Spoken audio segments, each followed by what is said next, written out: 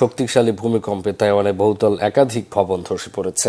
আর জাপানে ওকিনাওয়া সহ দক্ষিণাঞ্চলের একাধিক দ্বীপ ছাড়াও তাইওয়ান ও ফিলিপাইনে জারি হয় সুনামি সতর্কতা। তাইওয়ানে অন্তত একজনের মৃত্যুর খবর পাওয়া গেছে, আহত অর্ধশতাধিক। স্থানীয় সময় বুধবার সকাল 7:58 ভূমিকম্পে সবচেয়ে বেশি ক্ষতিগ্রস্ত হয় তাইওয়ানের দক্ষিণাঞ্চল।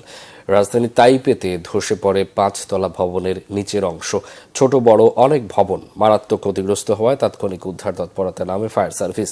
ভূমিধস হয় পূর্বাঞ্চলে, দক্ষিণ বন্ধ করে দেওয়া হয় ট্রেন চলাচল ও রাজধানীর সাবওয়ের কার্যক্রম। মার্কিন ভূতাত্ত্বিক জরিপ সংস্থা ইউএসজিএস জানিয়েছে ভূমিকম্পের তীব্রতা ছিল রিক্টার স্কেলে 7.4।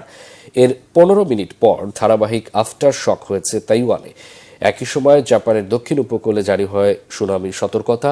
আবহাওয়া বিভাগ জানায় ওকিনাওয়া, মিয়োকিজিমা ও ইয়াইমা দ্বীপে জলোচ্ছ্বাস হতে পারে 7.9 ফুট পর্যন্ত। স্থানীয় ভূমিকম্প পর্যবেক্ষক সংস্থা জানিয়েছে কম্পনের তীব্রতা ছিল রিক্টার স্কেলে 7.5। এর প্রভাবে উপকূলবাসীকে উঁচু জায়গায় যাওয়ার নির্দেশনা দিয়ে ফিলিপাইনের উপকূলীয় অঞ্চলেও জারি হয় সুনামি সতর্কতা।